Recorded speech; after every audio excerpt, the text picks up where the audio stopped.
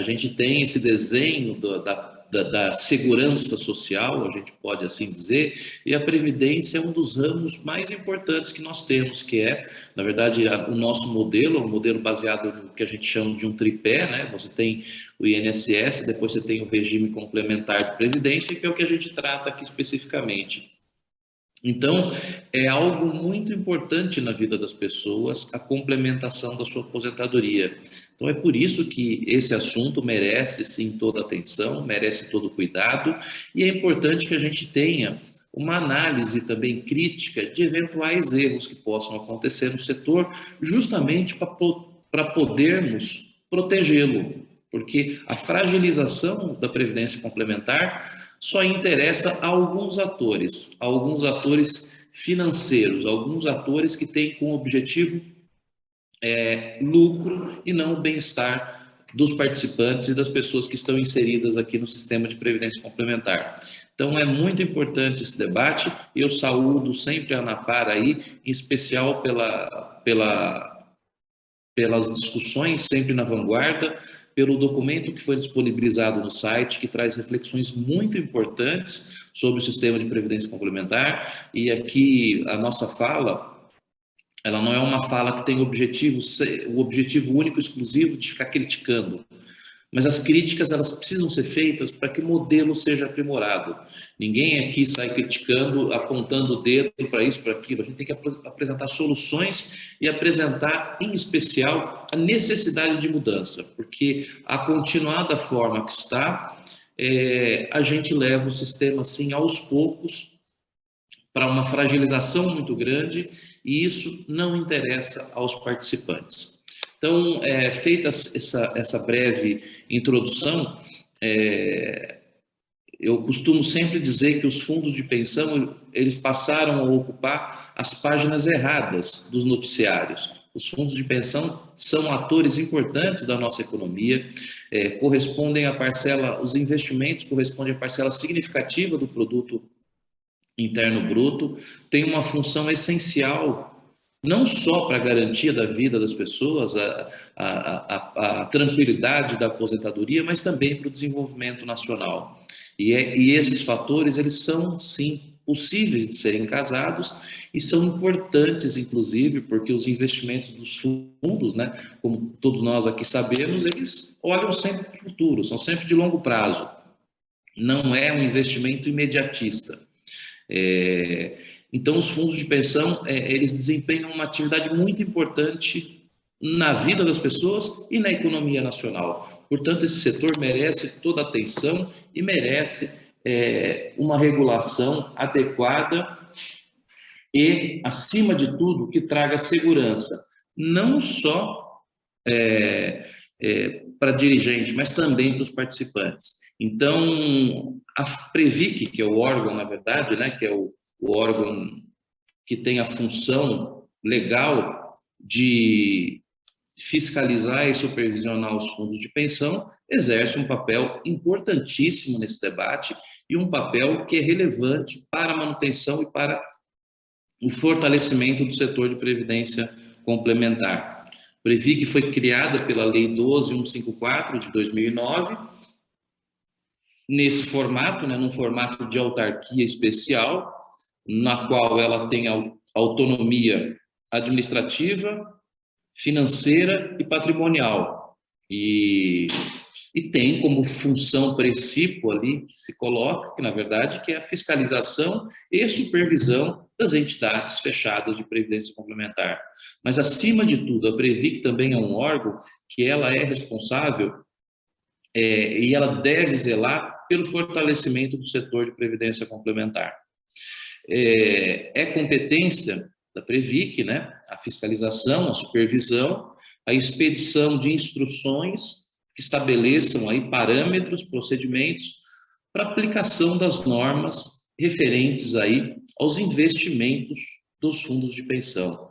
Então, compete à Previc também, né, expedir orientações para o sistema de como, né, de quais procedimentos devem ser adotados para que se cumpra o que está na resolução CMN, na resolução que estabelece aí normas assim que as entidades devem seguir na aplicação dos recursos das entidades. Então, é importante que esses recursos sejam aplicados de maneira, né, que tragam ao participante uma relação risco-retorno que seja segura, o mais tranquilo possível.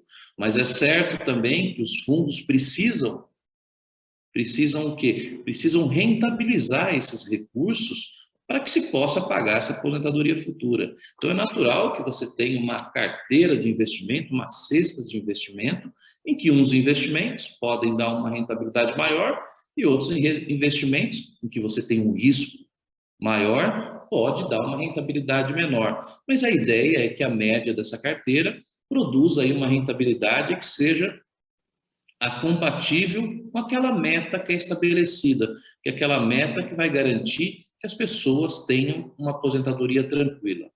Então, de um tempo para cá, na verdade, desde a CPI dos fundos de pensão, os fundos, as entidades, né, passaram aí por um grande processo de fiscalização da Previc.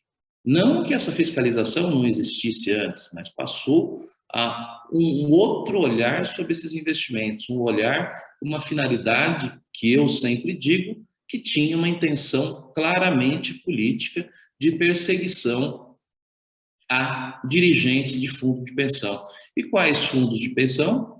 Em especial os fundos de pensão que são patrocinados por empresas públicas, de alguma forma. Então, são os grandes fundos de pensão, passaram por um processo grande, que vocês conheceram, que foi a CPI dos fundos de pensão. Nessa CPI dos fundos de pensão, houve, sim, uma grande criminalização de gestores de fundo de pensão. E isso, eu desconheço até hoje qualquer tipo de condenação criminal dessas pessoas em função desses investimentos realizados. Mas o que aconteceu, na verdade, é que essas pessoas hoje respondem a diversos processos de natureza civil, de natureza administrativa, de natureza criminal e improbidades em geral, que também tem essa natureza. Então, hoje, o setor houve uma criminalização muito grande dos fundos de pensão. E é importante que a gente entenda o ambiente em que isso ocorreu e quais talvez tenham sido os objetivos e quais foram, na verdade, né, as motivações para que isso acontecesse dessa forma.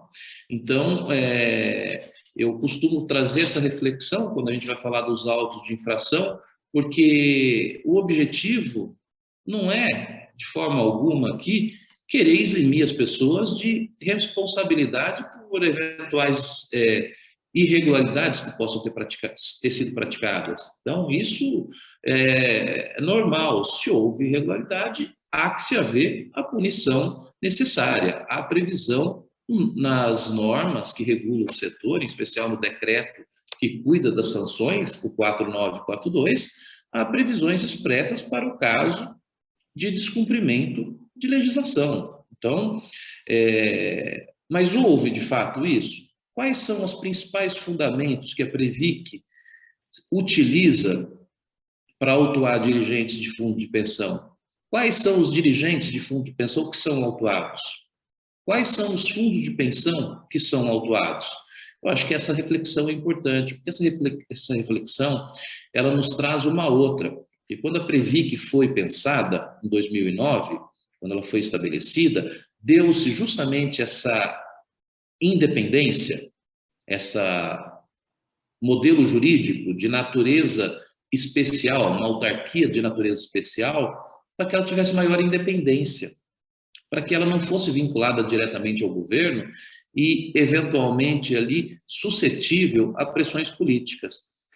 Por isso que há, inclusive, os fundos de pensão, eles pagam pelo exercício do poder de polícia, que é esse poder que a Previc tem de fiscalizar, né, de autuar, é o poder de polícia que a gente fala no direito administrativo.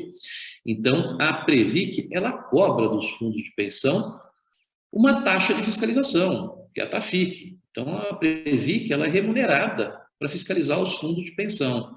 E é correto, é normal isso, o Estado desempenha essa função e cobra por essa supervisão. Isso é corretíssimo. Mas, ao mesmo tempo, esperava-se que a Previc tivesse um quadro técnico que não fosse suscetível a pressões políticas. Esperava-se que a autarquia fosse uma autarquia de ordem técnica. Então, ao longo do tempo, a gente viu que isso não funciona dessa forma. A Previc acaba desempenhando um papel, muitas vezes, movido por pressões políticas, movido por interesses do governo. Então, isso a gente constata claramente se a gente verificar a composição especial do CRPC, que a gente tem 4-3, e o governo sempre vota da mesma maneira para a condenação das pessoas, mas isso eu falo mais à frente quando eu for analisar o CRPC. Então, é importante que a Previc, o órgão fiscalizador que supervisiona o sistema, que ele tenha uma autonomia, sim, mas que ele seja técnico.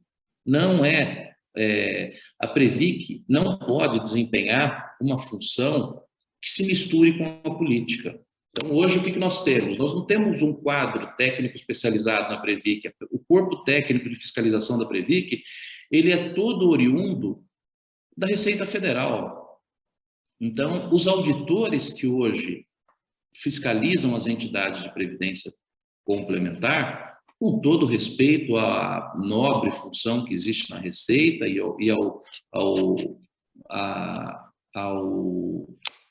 a técnica dos auditores federais, mas não é o setor adequado para eles desempenharem a atividade. O setor de previdência complementar é completamente diferente da Receita Federal, é um outro foco.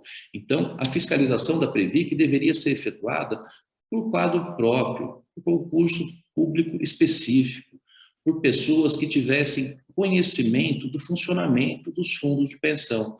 Então, hoje, isso não acontece. Então, o modo de fiscalização de um fiscal, de um auditor da Receita Federal é completamente diverso daquele das pessoas que têm uma visão profunda do sistema de previdência complementar. Então, por aí já se inicia uma grande deformidade que existe nesse processo de fiscalização, que eles são todos feitos por pessoas da Receita Federal, que, com todo respeito, reitero, não conhece do sistema de previdência complementar. Então, não tem como esse processo de fiscalização ser um processo correto, ser um processo que obedeça à legislação, se as pessoas que estão lá trabalhando têm uma outra formação e uma outra visão de mundo que não o da previdência complementar. Uma vez analisados esses investimentos, analisado determinada situação, determinado investimento da entidade, o fiscal, esse auditor da Receita Federal, ele vai e emite lá, no caso, se for o caso, um auto de infração. Então, esse auto de infração, ele vai para a Previc e as pessoas são instadas ali a se manifestar, apresentar defesa, e na Previc, ao receber o auto de infração, as defesas que as pessoas apresentam, a coordenação geral de apoio à diretoria colegiada também é formada por auditores da Receita Federal. Ou seja, as pessoas que vão elaborar o parecer que fundamentará ali a decisão sobre esse auto de infração também são auditores da Receita Federal. Então, natural que esse parecer, dificilmente as pessoas vão discordar desse parecer. Dificilmente as pessoas discordam da posição daqueles do órgão que elas representam, da mesma profissão. Então, as pessoas elaboram o mesmo elaboram o parecer, corroborando ali o auto de infração, e isso vai para a diretoria colegiada. E muitas vezes na diretoria colegiada também ali há a presença de quem? De auditores da Receita Federal. Isso gera, na verdade, não para por aí, porque uma vez julgado esse auto de infração vai em fase recursal, ele vai para a Câmara de Recursos, a CRPC, e na CRPC, os integrantes, os conselheiros do CRPC, indicados pelo governo, muitos ali são auditores da Receita Federal. Então, novamente, a gente vê uma situação dentro de toda a cadeia, dentro de toda a linha do processo administrativo de um auto de infração, até o seu trâmite, até o seu julgamento final, há uma situação de constante conflito de interesse. Constante conflito de interesse que acabam perpetuando uma visão punitivista e esguia da realidade dos fundos de pensão. A maioria dos autos de infração que nós vimos hoje, das entidades, eles são lavrados com base em mero entendimento subjetivo do fiscal, não avaliou corretamente os riscos da operação. É esse o grande argumento que a Previc tem em, pelo menos aqui que eu vejo, 80%, 90% dos autos de infração que a gente trabalha, não avaliou corretamente os riscos. O que é não avaliar corretamente os riscos? É um conceito muito aberto, é um conceito muito abstrato, né? Não avaliou adequadamente os riscos. O que é avaliar adequadamente? Como está aqui no artigo 2º da lei da Previc, compete à Previc expedir instruções e estabelecer procedimentos para a aplicação dos recursos. A Previc tem que dizer, então, se isso acontece em vários fundos de pensão, ou se isso é algo sistemático, a Previc tem que regulamentar, falar assim, olha, então, uma análise de risco tem que ser feita assim, assim, assado, assim, assim, assado. Mas não, a Previc não tem isso, esse procedimento, mas ela utiliza disso para subjetivamente poder punir à torto e ao léu diversas entidades. É assustador o número de autos de infração lavrados pela Previc. Para ser sincero para você, eu já perdi a conta, pelo menos nos que eu atuo. Mas eu sei ali que determinada entidade tem mais de 20, a outra deve ter uns 40. Então, não é crível a gente imaginar que uma entidade teve esse tipo de comportamento. Todos os investimentos tiveram, né, problemas assim na sua análise. Me parece muito mais claramente um desvio nesse processo todo de fiscalização por parte da Previc. Então, a análise desses autos de infração, elas mostram claramente isso, que o subjetivismo da equipe de fiscalização da Previc, ele acaba se perpetuando ao longo de todo o processo administrativo, desde a fase inicial, quando se lavra o auto de infração, até a fase final, que culmina ali com a decisão da Câmara de Recursos da Previdência Complementar. E também essa situação de conflito de interesses, ela acaba gerando muita instabilidade, porque, na verdade, o processo fica difícil de você tentar reverter alguma decisão ali dentro da Previc. Por quê? Porque é uma equipe toda de auditores da Receita Federal e a visão entre eles é consolidada. O processo parece que ele já começa com capa, já começa ali de forma que você já sabe qual será o julgamento final. Então, eu acho que isso é uma grande necessidade que se tem de aprimoramento. E essas críticas, elas têm que ser feitas porque isso é necessário para que se aprimore o sistema. Essa instabilidade que se gera para os fundos de pensão e para os dirigentes, ela não é boa e não é saudável. Não é saudável que os fundos de pensão vivam aí sempre com denúncias, com suposições, e isso parte especialmente da autarquia que é responsável por trazer segurança para a relação previdenciária.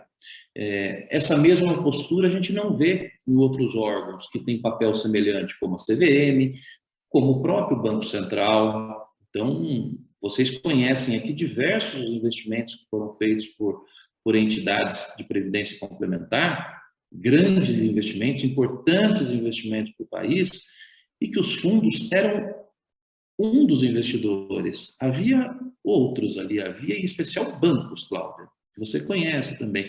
Tem grandes bancos que estavam juntos com os fundos de pensão em determinados investimentos. Então, Vamos pegar um exemplo, o exemplo de Sete Brasil, que é um investimento grande, um investimento que tinha uma grande projeção de rentabilidade, um investimento gigantesco na onda do pré-sal no Brasil. Os fundos de pensão grandes do país, os maiores fundos de pensão, investiram recursos ali, mas também grandes bancos investiram. Aliás, no final ali da Sete Brasil, acho que havia um banco que ele era o maior, inclusive, cotista da Sete Brasil. O Banco Central autuou alguém? O Banco Central viu gestão temerária ou fraudulenta de alguma das instituições financeiras que participavam ali do fundo? Não. A CVM ali puniu alguém? Até agora eu desconheço. Somente a Previc viu o problema em quem? Nos dirigentes de fundo de pensão. É sempre assim, o modo de atuação é sempre esse. Então, eu acho que essa atuação da Previc, ela acaba trazendo uma grande insegurança e a Previc, por muitas vezes, acaba atuando contra os interesses do setor de previdência complementar e contra os interesses dos participantes dos fundos. Esse modelo de fiscalização da Previc, ele é um modelo que é falho e ele não traz só insegurança jurídica para os dirigentes e participantes, mas ele desestimula o crescimento e o fortalecimento do setor, desse setor que é tão importante para o desenvolvimento do país. Eu até escrevi um artigo que eu falava dessa questão, que a CVM, por exemplo, a maioria desses processos todos que envolviam gestores, a maioria desses processos são todos arquivados pela CVM, porque não viam qualquer tipo de irregularidade que era praticada. Ao contrário, né, da Previc, que atua dessa forma, que criminalizou o setor. Mas o pior, talvez, que eu acho, que esse comportamento, que também ele é muito... eu acho que merece uma reflexão importante de nossa parte, que é a questão da Previc encaminhar tudo, ou seja, da Previc levar os fundos de pensão para um ambiente de criminalização. Quem faz isso, na verdade, é a Previc. É a Previc que encaminha todo auto de infração, e auto de infração, às vezes, que são meras... são descumprimentos, às vezes, internos, não são coisas que refletem ali grandes questões. Todos esses autos de infração são encaminhados para a Polícia Federal, para o Ministério Público, e isso gera um grande prejuízo para as pessoas. Estabeleceu-se aí uma relação que eu costumo colocar, que é uma relação venal, estabelecida aí entre parte dessas equipes de auditoria com fiscais, procuradores, inclusive, com o Ministério Público, que é uma relação venal que tinha esse objetivo justamente de criminalizar dirigentes. Então, eu acompanho diversos inquéritos hoje que tramitam junto à Polícia Federal e que eu já vi casos, inclusive, o que acontece com isso aqui e tal? Não há qualquer tipo de materialidade que se possa dar prosseguimento numa ação penal. Mas a Previc tem esse comportamento, eu acho que tem, inclusive, ali... a Previc tem, sim, que encaminhar para o Ministério Público, para a Polícia Federal, quando houver claramente indícios de prática criminosa. Não quando há alguma questão interna, um descumprimento de uma questão que a Previc, no seu poder de polícia, tem a obrigação de fazê-lo. Porque se a Previc tivesse comportamento, a Previc está terceirizando toda a sua atividade para o Ministério Público, para a Polícia Federal. Então, assim, o que a Previc faz é uma criminalização dos fundos de pensão. Então, a Previc coloca os fundos de pensão no banco dos réus. É isso que hoje acontece. Então, essa relação estabelecida com o Ministério Público, Polícia Federal, Previc, ela é uma relação muito ruim. Ela é uma relação muito ruim, além de tomar o tempo das autoridades, porque a Previc entulha a Polícia Federal e o Ministério Público com esses autos de infração, a gente vê que isso causa prejuízo tanto para os órgãos do Ministério Público, Polícia Federal, como também causa para os fundos de pensão. Então, esse comportamento da Previc é um comportamento que, na minha opinião, é reprovável, que não deveria existir. Isso traz um grande prejuízo para o setor.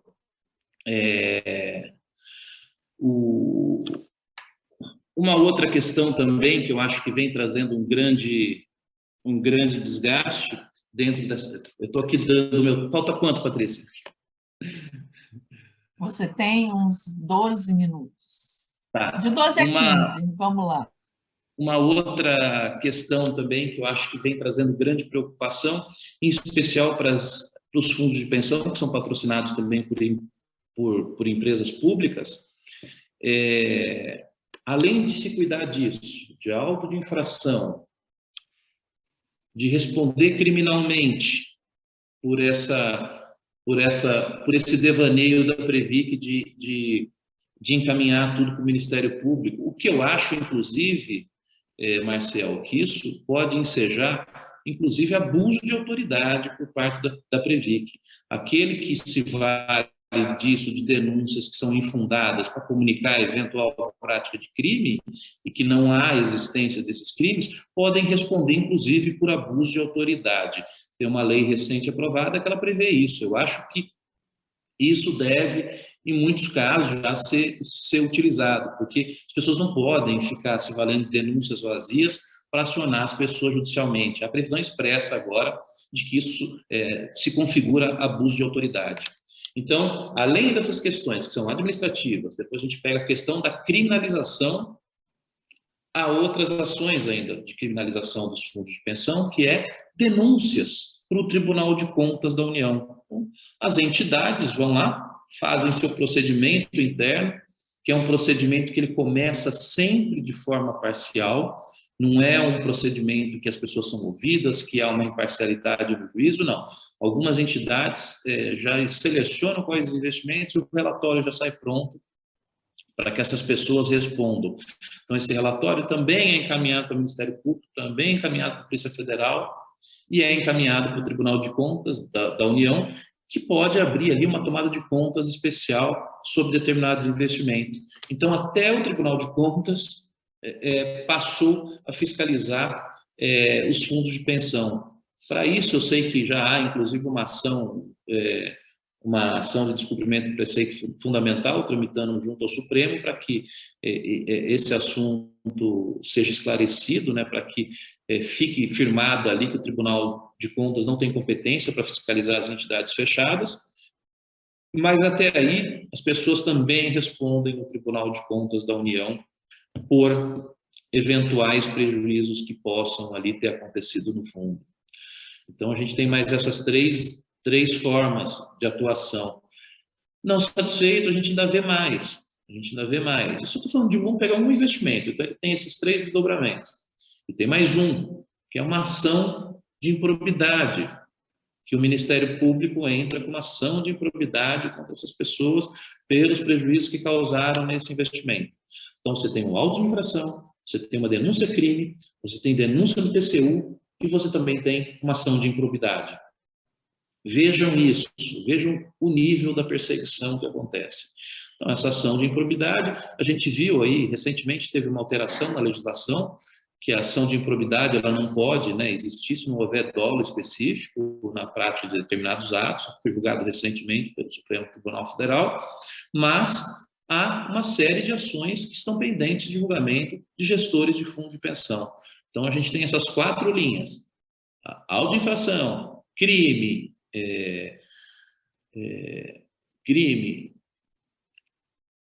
Tribunal de Contas da União e ação de improbidade. Chega? Não, às vezes não ainda. E ainda tem mais uma, às vezes, que em alguns casos as próprias entidades entram com ação contra as pessoas de indenização. Essa aqui é mais difícil e é a mais correta. Na minha opinião, é a mais correta, mas é a mais difícil. Por quê? Porque as entidades, eu até escrevi um artigo com o professor Lênin Streck que a gente fala isso. As entidades, elas não entram muito com ação, Saceron. Por que elas não entram com ação? Porque elas sabem que elas vão sucumbir.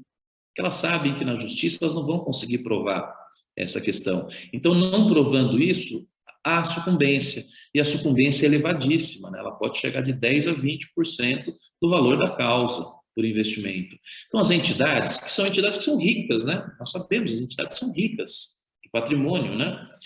Elas se valem da estrutura estatal, se valem do Ministério Público, da Polícia Federal, para perseguir as pessoas. Elas se valem dessa função nobre, constitucionalmente, que o Ministério Público tem, para justamente desviar o foco e não entrarem com as ações elas próprias, porque se elas o fizerem, elas correm o risco de sucumbência. Então, só para vocês terem uma ideia um pouco do ambiente que existe hoje, de perseguição a ex-dirigentes de fundo de pensão. Há erros? Houve erros? Certamente, certamente. O sistema é operado por pessoas, falhas são normais de acontecerem. Todas as pessoas, né, se todos tivessem o dom de investir só naquilo que é bom, imagina, né, Cláudia? Seria um ambiente perfeito. Né? Seria um ambiente perfeito. E esses dias eu até comparei, eu estava falando com uma autoridade aí sobre processo, aí eu ainda usei o exemplo para eles, sorteiem a sua previdência, o PGBL, o VGBL, o senhor já entrou naquele gráfico lá para ver a rentabilidade? Você vai ver que às vezes o gráfico está ruim, rentabilidade negativa. Por quê? Porque você tem uma cesta de investimentos ali que um mês vai bem, outro mês não vai bem. Então, assim, se a gente tivesse o dom, se as pessoas tivessem o dom de selecionar somente aqueles que são ótimos, seria excelente, né? Ou ainda, se as pessoas tivessem o dom que a Previc tem de ser fiscal de obra pronta, aí seria ótimo também, porque fala, não, só vamos fazer aquilo que é rentável para as entidades. Isso vale, isso não vale. Então,